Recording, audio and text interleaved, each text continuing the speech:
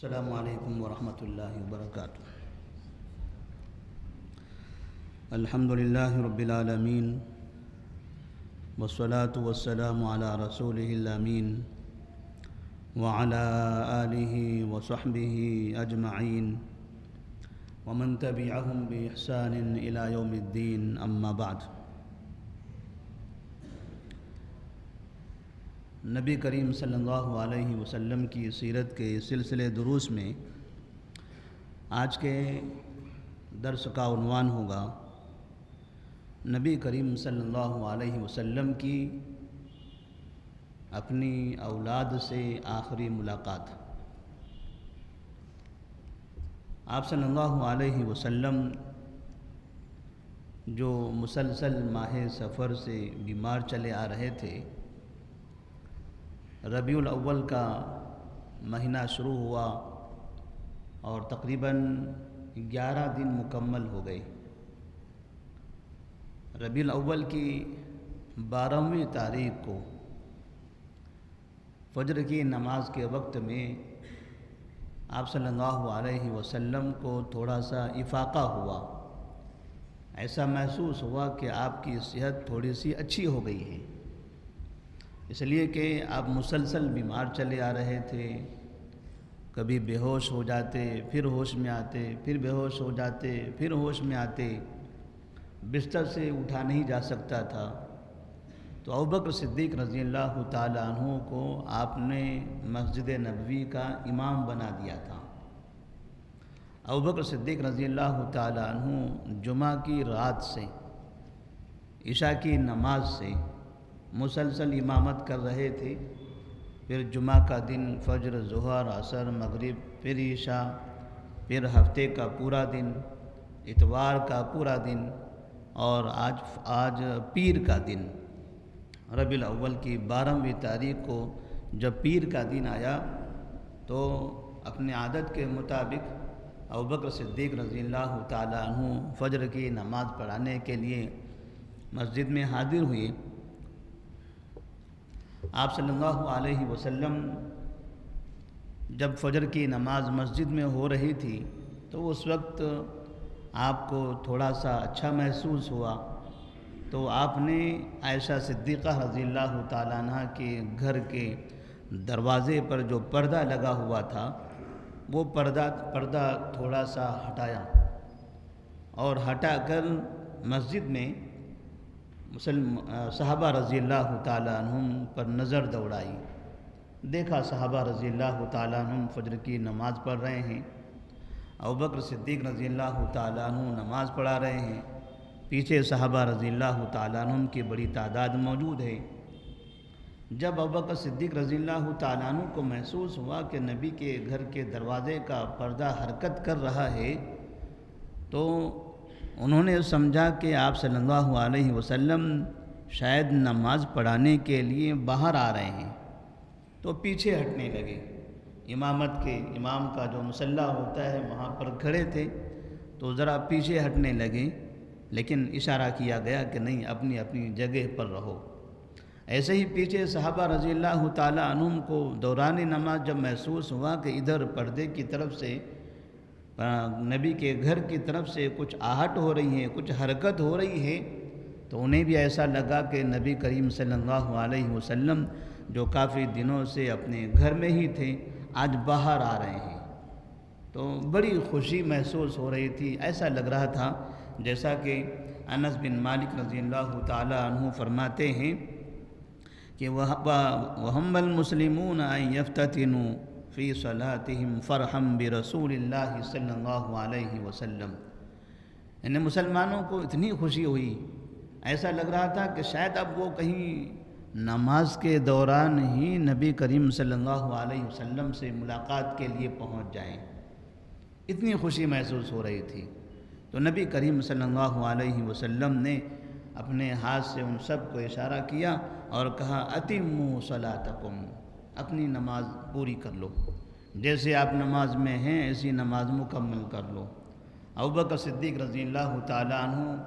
اپنے مصلی پر کھڑے رہے، وہ نماز پڑھاتے رہے، صحابہ رضی اللہ تعالیٰ عنہ ان کے پیچھے نماز پڑھتے رہے۔ اور پھر آپ نے سب طرف تمام صحابہ کی طرف اس طرح سے نظر دوڑائی اور پردہ بند کر دیا۔ یہ ایک آخری مرتبہ تھا کہ جب نبی کریم صلی اللہ علیہ وسلم مسجد میں صحابہ رضی اللہ تعالیٰ عنہ کو دیکھ رہے تھے، اور جب آپ انہیں دیکھ رہے تھے تو انس بن مالک رضی اللہ تعالیٰ عنہ فرماتے ہیں ثم تبسم یضحک، آپ صلی اللہ علیہ وسلم نے جب انہیں دیکھا تو دیکھ کر مسکرانے لگے کہ یہ میرے ساتھی ہیں، یہ میرے صحابہ ہیں، اور سب کے سب نماز میں مشغول ہیں۔ ان کا یہ عمل ایک آپ کو خوشی دلا رہا تھا، خوشی محسوس کر رہے تھے آپ، اور پھر یہ آخری دیدار تھا اپنے ان محبوبین کا کہ جن لوگوں کے ساتھ نبی کریم صلی اللہ علیہ وسلم نے 23 سال کا عرصہ گزارا تھا۔ جب بھی آپ صلی اللہ علیہ وسلم یہ صحابہ رضی اللہ تعالیٰ عنہ کو کسی بھی وقت میں، چاہے بارش ہو، دھوپ ہو، صبح ہو، شام ہو، جب بھی دین کی خدمت کے لیے، دین کی حفاظت کے لیے، اسلام کی حفاظت کے لیے، مسلمانوں کی سرحدوں کی حفاظت کے لیے آواز دیتے، یہ سب کے سب اپنے گھر بار چھوڑ کر نکل پڑتے تھے۔ خندق کے موقع پر ایسی تکلیف میں یہ صحابہ رضی اللہ تعالیٰ عنہ نے دین کی خدمت کی ہے۔ تو یہ آخری ملاقات، یہ آخری دیدار کہ یہ ہمارے وہ ساتھی ہیں جنہوں نے میری دعوت کو، میرے شریعت کو جو اللہ تبارک و تعالیٰ نے مجھ پر نازل کیا تھا، یہ میری ذمہ داری تھی، اور جب میں نے ان لوگوں میں تقسیم کیا، ان لوگوں کو اپنے قریب کیا، تو انہوں نے بھی میری ذمہ داری اپنے سروں پر، اپنے کندھوں پر اٹھائی، اور اس طرح سے میرے دین کو، شریعت کو دور دور تک پھیلانے میں میرا تعاون کیا۔ نبی کریم صلی اللہ علیہ وسلم اس طرح سے صحابہ رضی اللہ تعالیٰ عنہ کو دیکھتے ہیں اور مسکراتے ہیں، پھر تھوڑی دیر کے بعد دروازے کا پردہ بند کر دیتے ہیں۔ آپ صلی اللہ علیہ وسلم اب گھر میں تھے، فجر کی نماز کا وقت مکمل ہو رہا تھا۔ نماز پڑھنے کے بعد صحابہ رضی اللہ تعالیٰ عنہ وہیں بیٹھے رہے، وہ منتظر تھے کہ آخر نبی صلی اللہ علیہ وسلم تو ابھی باہر آنے کا ارادہ کر رہے تھے، شاید پردہ ہٹا ہوا تھا، آخر پھر کیا ہوا، کہاں ہیں آپ صلی اللہ علیہ وسلم؟ اندر سے علی بن ابی طالب رضی اللہ تعالیٰ عنہ باہر نکلے، سب ان کو گھیر لیتے ہیں، کہتے ہیں یا ابو الحسن، اے ابو الحسن، نبی کیسے ہیں؟ نبی کی طبیعت کیسی ہے؟ نبی کس حالت میں ہے؟ انہوں نے کہا خیر ہے، طبیعت بہتر ہے۔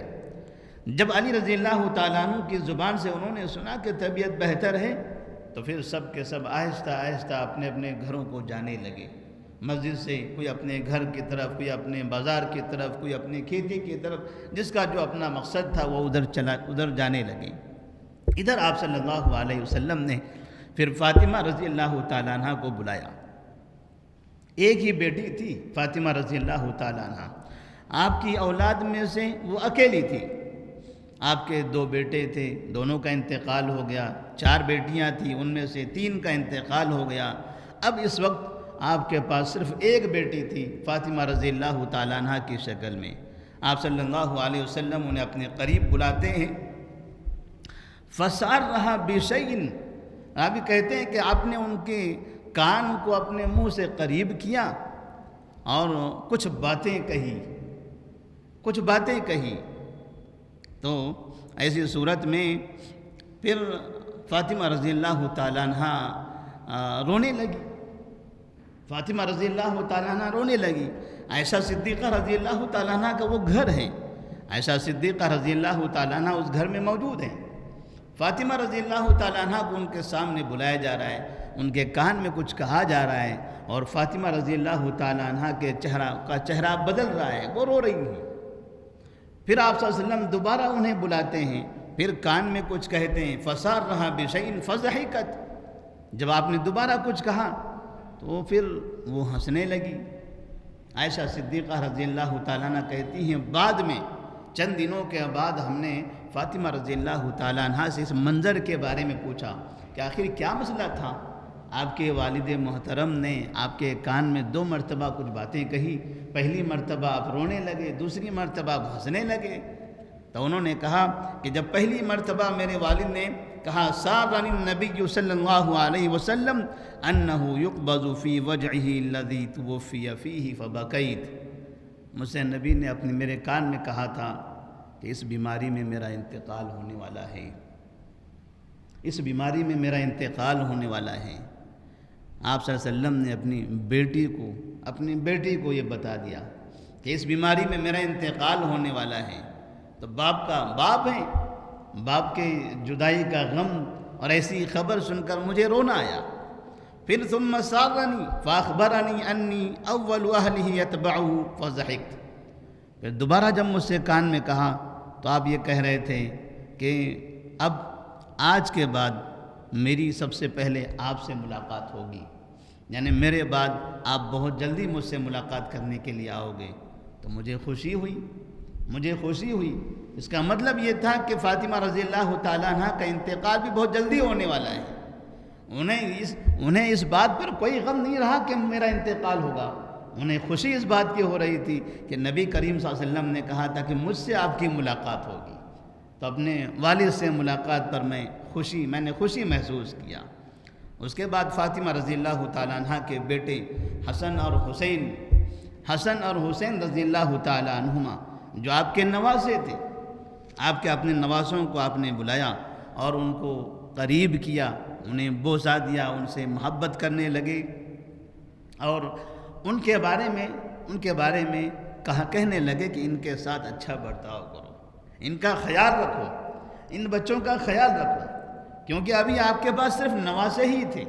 ان نواسوں کے علاوہ کوئی اور نہیں تھا۔ ایک فاطمہ رضی اللہ تعالیٰ عنہ بیٹی تھی، باقی کوئی بیٹا نہیں تھا اور نہ کوئی دوسرا نواسا تھا۔ یہ حسن اور حسین، یہی دو آپ کے نواسے وہاں پر موجود تھے۔ آپ نے انہیں قریب کیا، ان سے محبت کرنے لگے، انہیں بوسہ دیا اور کہا کہ ان بچوں کے ساتھ اچھا برتاؤ کرو، ان کا خیال رکھو۔ یہ طبی طور پر ہوتا ہے کہ مرنے والا انسان بڑی عمر کا جب ہو جاتا ہے، اس کے سامنے اس کے پوتے، اس کے نواسے یا چھوٹی عمر کے جو بچے ہوتے ہیں، ان کے اپنے بھی، تو بڑوں سے کہتے ہیں یہ میرے بچے ہیں، میرے بعد ان لوگوں کا خیال کرنا، ان کی پڑھائی کے لیے، ان کے مستقبل کے لیے تم لوگ ساتھ دینا، تم لوگ اس کو ساتھ میں رکھنا، میں نے تمہیں پڑھایا ہے، میں نے تمہیں بڑا کیا، تمہاری مدد کی، یہ لوگ اس وقت اس جگہ تک نہیں پہنچ سکے، اب میں اس دنیا سے جا رہا ہوں، مجھے نہیں پتا میرے بعد ان کا کیا ہوگا، مگر تمہاری ذمہ داری ہے تم ان کے ساتھ ان کا خیال کرنا، ان کے ساتھ اچھا برتاؤ کرنا۔ تو یہاں پر نبی کریم صلی اللہ علیہ وسلم نے حسن اور حسین رضی اللہ تعالیٰ عنہما کے بارے میں اس طرح سے کہا۔ پھر فاطمہ رضی اللہ تعالیٰ عنہ وہیں موجود ہیں، نبی صلی اللہ علیہ وسلم کو دیکھ رہی ہیں کہ آپ صلی اللہ علیہ وسلم کا بخار بڑھ رہا ہے، آپ کو تکلیف ہوتی چلی جا رہی ہے، اور اتنی تکلیف ہو رہی ہے کہ فاطمہ رضی اللہ تعالیٰ عنہ کہتی ہیں واہ کر بابا، اے میرا ابا کتنی تکلیف ہو رہی ہے آپ کو، کتنی تکلیف ہو رہی ہے آپ کو۔ تو فاطمہ رضی اللہ تعالیٰ عنہ اپنے والد کی تکلیف یہ دیکھ کر برداشت نہیں کر پاتی ہے، تو آپ فرماتے ہیں لیس علی ابیک کرب بعد اليوم، لیس علی ابیک کرب بعد اليوم، یہ تکلیف تو کئی دنوں سے ہے، یہ بخار، یہ سر درد، یہ تو بہت دنوں سے ہے، لیکن اب لیس علی ابیک کرب بعد اليوم، یہ آج آخری دن ہے، آج کے بعد تمہارے باپ کو کوئی تکلیف نہیں ہوگی، اشارہ اس بات کی طرف تھا کہ اب آپ کا انتقال ہونے والا ہے، یہ زندگی جب تک موجود ہے تب تک کی تکلیف ہے، اور جب آپ اس دنیا سے چلے جائیں گے تو اس کے بعد یہ ساری تکلیف ختم ہو جائے گی، اور آپ نبی ہیں، آپ سید المرسلین ہیں، خاتم النبیین ہیں، اللہ کے سب سے محبوب ہیں، تو آپ کا جو استقبال ہوگا، آپ کی جو مہمان نوازی ہوگی، اور آپ کا جو مقام و مرتبہ ہوگا، وہ تو تصور بھی نہیں کیا جا سکتا کہ نبی کریم صلی اللہ علیہ وسلم کو اللہ تبارک و تعالیٰ کتنے عظیم مقام پر آخرت میں رکھنے والا ہے۔ اس کے بعد پھر آپ صلی اللہ علیہ وسلم نے فاطمہ رضی اللہ تعالیٰ عنہ کے بارے میں کہا انہا سیدۃ نساء العالمین، سیدۃ نساء العالمین، یہ میری بیٹی سارے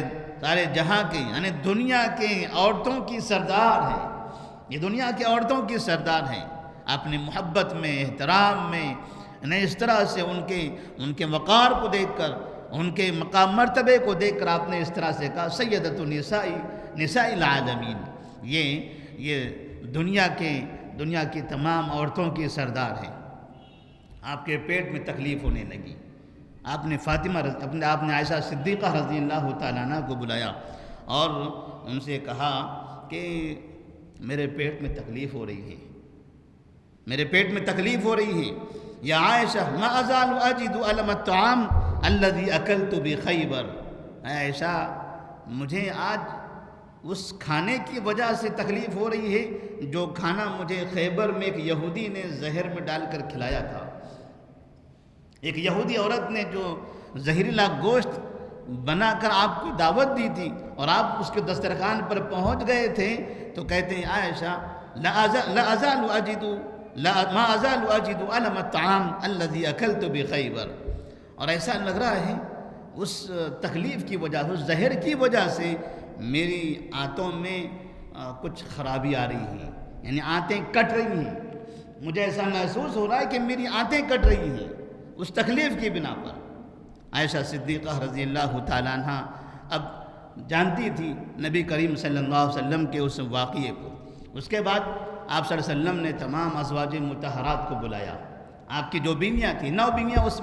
وقت موجود تھیں، ایک بیوی کے گھر میں تو آپ پہلے ہی سے تھے، عائشہ صدیقہ رضی اللہ تعالیٰ عنہ، باقی دیگر جو 8 بیویاں تھیں انہیں بھی اپنے گھر پر بلایا اور ان سب کو آپ نے نصیحتیں کی، ان سب کو وصیتیں کی، ان کے ساتھ محبت کا سلوک کیا، محبت کا اظہار کیا، اس لیے کہ آپ کو محسوس ہو رہا تھا کہ اب یہ آخری ملاقات ہے، یہ آخری ملاقات ہے، اور ظاہر سی بات ہے اس طرح کے وقت میں آدمی کیا کہہ سکتا ہے؟ آدمی ان کی بیویاں ہیں، ان کا یہ بچہ، ان کی بیٹی ہے، ان کے نواسے ہیں، ان کا اس طرح سے گھرانہ ہے، تو جس طرح ممکن ہو سکتا ہے آپ صلی اللہ علیہ وسلم نے اپنی بیویوں کو بھی نصیحت فرمائی، اور پھر آپ نے لوگوں کو نصیحت کرتے ہوئے کہا الصلاۃ وما ملکت ایمانکم، الصلاۃ وما ملکت ایمانکم، الصلاۃ وما ملکت ایمانکم، بار بار لوگوں کے بارے میں کہتے رہے، لوگوں نمازوں کا اہتمام کرو، نمازیں پڑھتے رہو، نمازوں کی پابندی کرو، وما ملکت ایمانکم، اور جو تمہارے ماتحت لوگ ہیں ان لوگوں کے ساتھ اچھا برتاؤ کرو، خالق کی عبادت کرو اور اس کے مخلوق کے ساتھ اچھا برتاؤ کرو، خالق کی عبادت کرو، مخلوق کے ساتھ اچھا برتاؤ کرو۔ یہ ایک عام پیغام تھا، ایک عام نصیحت تھی، ایک عام وصیت تھی تمام لوگوں کے لیے۔ یہ تو گھر کے وہ افراد تھے جن کو آپ نے کچھ نصیحتیں فرمائی، اور پھر ایک عام وصیت آپ کی تمام صحابہ رضی اللہ تعالیٰ عنہ کے لیے تھی، اور اس طرح سے تمام دنیا کے لیے تھی کہ لوگوں نمازوں کا اہتمام کرو، نمازوں کی پابندی کرو، اور جو آپ کے ماتحت ہیں چاہے گھر میں ہوں، دکان میں ہوں، مسجد میں ہوں، مدرسے میں ہوں، کمپنی میں ہوں، کارخانے میں ہوں، کسی بھی جگہ پر ہو، کھیتی میں ہوں، باغات میں ہوں، گاڑیوں میں ہوں، جہاں بھی ان کے ساتھ اچھا برتاؤ کرو، ان کے ساتھ اچھا سلوک کرو۔ نبی کریم صلی اللہ علیہ وسلم نے اس طرح سے چند یہ نصیحتیں فرمائی تھی اس وقت جب کہ آپ کو تھوڑا سا اچھا محسوس ہو رہا تھا۔ یہاں سے اس کے بعد پھر آپ صلی اللہ علیہ وسلم پر غشی طاری ہوتی ہے، اور پھر وہ کیا واقعہ پیش آتا ہے انشاءاللہ اس کو آئندہ کے درس میں بیان کیا جائے گا۔ اللہ تبارک و تعالیٰ سے دعا ہے کہ اللہ تبارک و تعالیٰ ہم تمام کو نبی کریم صلی اللہ علیہ وسلم کی ان نصیحتوں پر عمل کرنے کی توفیق عطا فرمائے، نمازوں کی پابندی کرنے کی توفیق عطا فرمائے، اللہ کے بندوں کے ساتھ اچھا برتاؤ کرنے کی توفیق دے۔ السلام علیکم ورحمۃ اللہ وبرکاتہ۔